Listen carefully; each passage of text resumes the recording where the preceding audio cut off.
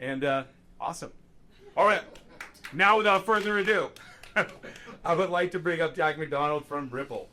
Jack McDonald is the SVP of Stablecoin for Ripple. I'll let him do a quick intro of himself. But he also is a San Francisco guy. Glad to have EDS in San Francisco. I know, isn't that nice? We're always traveling, but they never do crypto kind of missed San Francisco a little bit. Well, the new mayor will be very happy. He's been announcing more and more conferences happening and companies coming in, so you could be the new poster child for San Francisco. All right. I'll give Larry a call. I like it. Well, so Jack, give us a quick intro to yourself.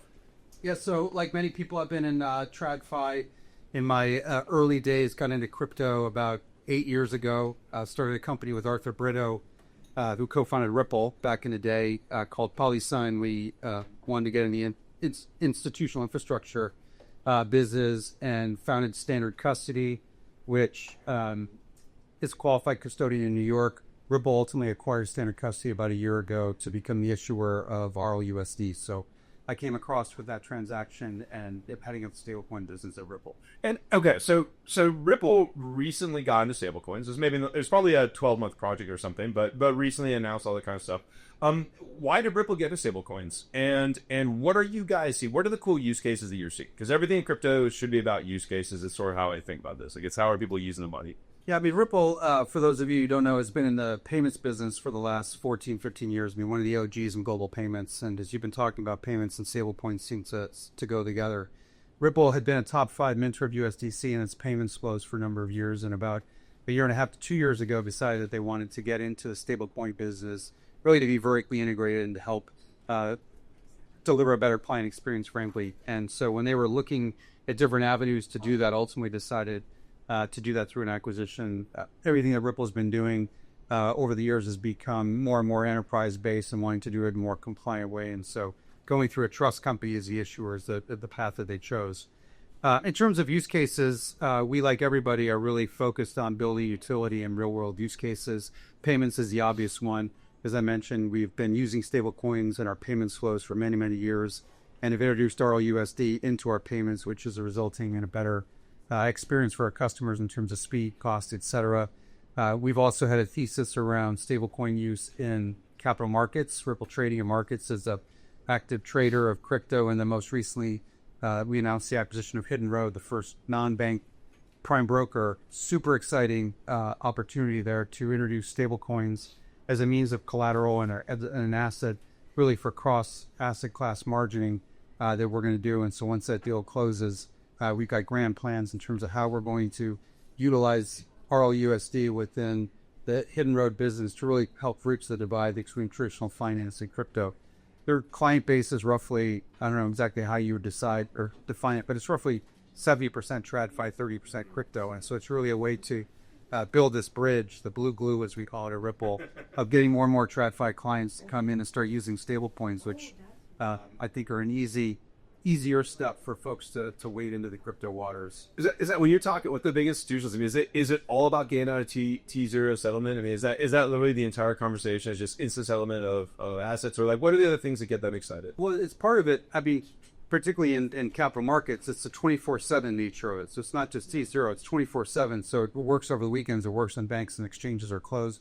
It also solves for the cross-border element where you get to negate the in many cases the FX conversion. It also allows partners to move back and forth from traditional assets into DeFi, let's say, or crypto, and back and forth. And so we're starting to see examples of that with some of these tokenized money market funds when people want to exit over the weekends, move their asset into DeFi, move it back into, a Bill or a Benji, that kind of product. Yeah. So capital markets, the other one, I would just say some interesting use cases we've seen at Ripple.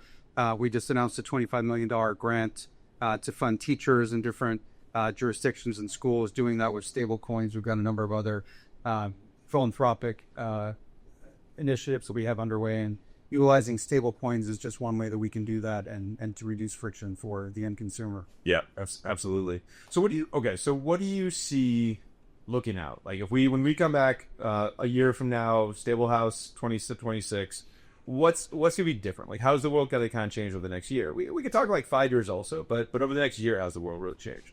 Well, if history is any guide, we'll have a lot more stable coins out there. They seem to be pretty popular these days. I think you'll continue to see M&A. I mean, just in the last week, we've seen, today, Anchorage and Mountain Protocol. We saw Visa doubling down with BB&K. We've seen Meta rumored to be getting back into stables. The beat goes on. I think you're going to see more and more bridging the divide. Robinhood, making an acquisition today. And so you'll see more kind of cross-pollination there. I think we'll continue to start to solve for the payments business. The more I learn about payments, the more I appreciate what a fragmented industry that is. And I appreciate the things that you're doing because there's enough stable coins out there to feed the market right now. I think what we're lacking is the infrastructure and those on and off ramps and the ability to move money for companies that want to wade into the space and just don't know how to do that. So thumbs up to you for that. And I happen to think a big unlock where we'll see more and more a year, let alone 3 or 5 years, is on this capital markets front. I think that's just a massive inefficiency that exists today. I think everything that we're doing here is really helping to rewrite a new operating system for capital markets. And crypto and blockchain Web3 are, a piece of that. But I think the world is starting to awaken. Now we have some regulatory headwinds, which are really opening the doors for traditional finance to really start to embrace the future. Yeah, the art of banking regulations come together. Yeah, Nasdaq. I mean, obviously, I love when crypto forces traditional banks to do more shit. Like Nasdaq announcing 24/5, kicking and screaming. Completely against their will. Like, totally did not want to do it. But I mean, you had to because there was something you could tokenize this stuff and do the trading online. So that was a huge threat to their business, and so seeing that come through. Awesome. Well, I super appreciate you taking the time to chat with us. I think we're up to time here. Anything you want to leave folks with here? Any last words? Words of wisdom? I'd say keep building. I mean, we love the developments that are happening. As I said, we think about first and foremost launching a stablecoin, getting it out there, getting it accessible, and now we're really focused on the infrastructure being there because that's going to pave the way for utility. And so I'm excited with all the developments we've seen and look forward to collaborating with everybody. Awesome. Jack, thank you so much. Thank you. Thank you so much, everyone, for coming. Amazing. Get more in there. Thank you so much, everyone, for coming. The bar is open for now.